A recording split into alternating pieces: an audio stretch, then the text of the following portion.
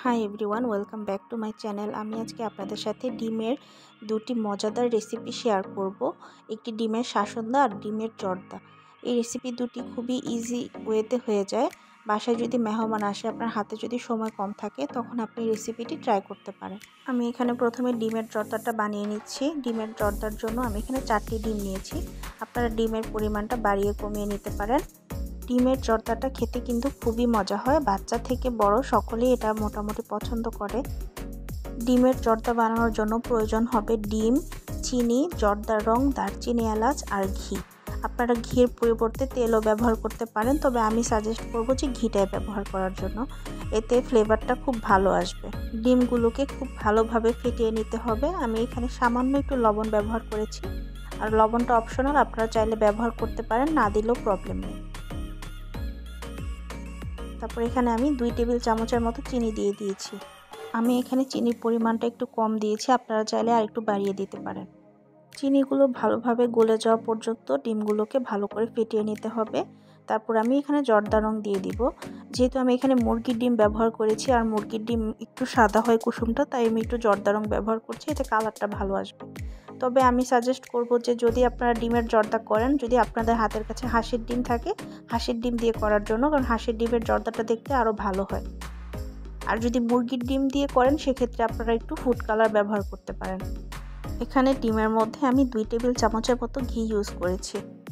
Pan গরম হয়ে এলে আমি এখানে 4 টেবিল চামচের মতন ঘি দিয়ে দিব। আপনারা ঘির পরিবর্তে তেলও ব্যবহার করতে পারেন। তারপর এখানে আমি গোটা দারচিনি, এলাচ দিয়ে দিব। চুলার আঁচটা মিডিয়াম টু হাই হিটে রেখে আমি ডিমের ব্যাটারটা এখানে দিয়ে দিব। ডিমের ব্যাটারটা দেওয়ার সাথে সাথে আপনাকে এটাকে ভালো করে স্ক্রাম্বল করে নিতে হবে। আমরা স্ক্রাম্বল এগ যেভাবে তৈরি করি, সেম প্রসেসে এইভাবে করে নিতে হবে। ডিমগুলোকে ভাজা ভাজা হওয়া পর্যন্ত, একদম ঝরঝরা হওয়ার আগ পর্যন্ত এগুলোকে খুব ভালোভাবে ভেজে নিতে হবে। এখানে যদি আপনাদের তেলের পরিমাণটা কম হয়, তাহলে জর্দাটা পুড়ে যেতে পারে। সেক্ষেত্রে এই পর্যায়ে এসে যদি আপনাদের মনে হয় যে তেলটা কম হয়েছে, তাহলে এখানে আপনি আরেকটু তেল অ্যাড করে দিতে পারেন। এই রেসিপিটি আপনি 4 থেকে 5 মিনিটের মধ্যেই তৈরি করে ফেলতে পারবেন। আপনার বাচ্চার টিফিনেও আপনি চাইলে এই রেসিপিটি দিতে পারবেন, অথবা বিকালে স্ন্যাক্সের সাথে, চায়ের সাথে আপনি রেসিপিটি রাখতে পারেন। এত অল্প উপকরণে এত মজার রেসিপি তৈরি করা যায়, আসলে এটা তৈরি না করলে বুঝতে পারবেন না যে এটা কতটা মজাদার। এখানে ডেকোরেশনের জন্য আপনারা কাঠবাদাম, কাজু বাদাম অথবা কিশমিশ ব্যবহার করতে পারেন। এই তো রেডি হয়ে গেল ডিমের জর্দা। এরপর আমি বানিয়ে নিব ডিমের শাসনদা। ডিমের শাসনদা বানানোর জন্য প্রথমে আমি প্যানে 1/2 লিটার পরিমাণ দুধ নিয়ে নিয়েছি। আপনারা চেষ্টা করবেন ফুল ক্রিম মিল্ক ব্যবহার করার জন্য। এখানে পূর্ণ ননিযুক্ত দুধ ব্যবহার করলে এই রেসিপিটা খেতে আরও ভালো লাগবে। এখানে গোটা দারচিনি ও এলাচ দিয়ে দিয়েছি। দুধটাকে খুব ভালো করে জাল করে নিতে হবে। আমি এখানে 2 টেবিল চামচ পরিমাণ চিনি ব্যবহার করেছি। আমি চিনির পরিমাণটা কম দিয়েছি, আপনারা চাইলে আরেকটু বাড়িয়েও দিতে পারেন। চিনিটা দেওয়ার পর আরও 2 থেকে 3 মিনিটের মতো আমি দুধটাকে ভালো করে জাল করে নেব। এই রেসিপিটি কিন্তু খুবই স্বাস্থ্যকর এবং পুষ্টিগুণ সম্পন্ন একটা খাবার। আপনি বিকালের নাস্তা এটি খেতে পারেন, কারণ সব সময় ভাজা পোড়া খেতে খেতে একটা অভক্তি চলে আসে, বা যাদের ডিম সেদ্ধ আর দুধ খাওয়ার প্রতি অনীহা রয়েছে, তাদের জন্য এই রেসিপিটি পারফেক্ট একটা রেসিপি। আপনার বাসায় যদি হঠাৎ করে গেস্ট চলে আসে, সেক্ষেত্রে আপনি চটজলদি খুবই দ্রুত এই রেসিপিটি তৈরি করে ফেলতে পারবেন।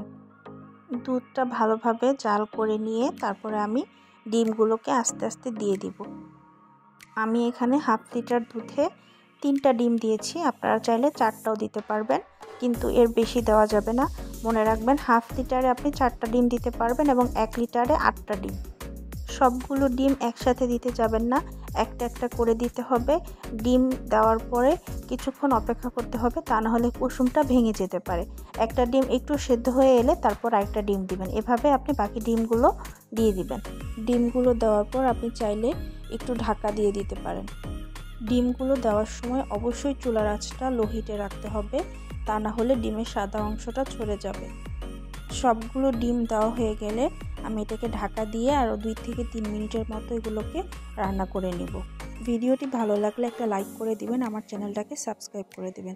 রেসিপিগুলো কেমন লেগেছে অবশ্যই কমেন্ট করে জানাবেন। আজকে এই পর্যন্তই। আল্লাহ হাফেজ।